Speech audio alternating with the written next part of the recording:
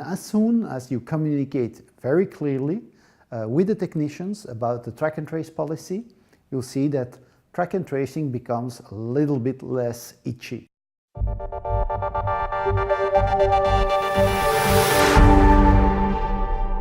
Hi, this is Charles from Odyssey Field Service.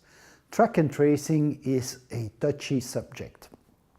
But as everybody knows, track and tracing has lots of advantages, especially for the planning where they can see exactly where technicians are. Think about last-minute repair. A customer is calling you, he needs an urgent repair intervention. Who will you send? Who is close by? Who is finishing his job and can drive there? Even more important when you are having service level agreements. Imagine your customer calling you and you agreed in your service level that you would be there within 4 hours after the call, so you can visualize on the map which technician will make it on time to go and fix the problem. So just for that, track and tracing pays itself back, in fact.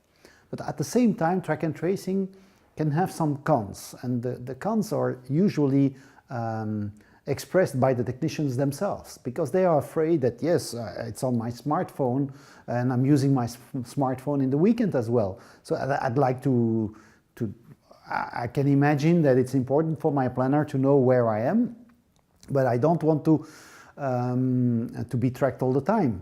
Of course, even the technician has an advantage in having track and tracing. Think about watching where my colleagues are. If I'm missing parts and I can see that my colleague has the spare part in his van, if he's close by, I just give him a call and say, is it okay if I pick it up from your car so I can fix my problem here? But does this outweigh the cons from the technician? Well, through the many years of experience, and mainly thanks to all our customers, we've learned a lot about it and decided to and wrote a track and trace policy that informs clearly and transparently the technician about what is traced and when it is, especially when it is traced. What is just, of course, your position, but when is more important. And I think the key element in this track and trace policy is about when are you tracked. So the basic thing here is to say you are tracked during your regular working hours.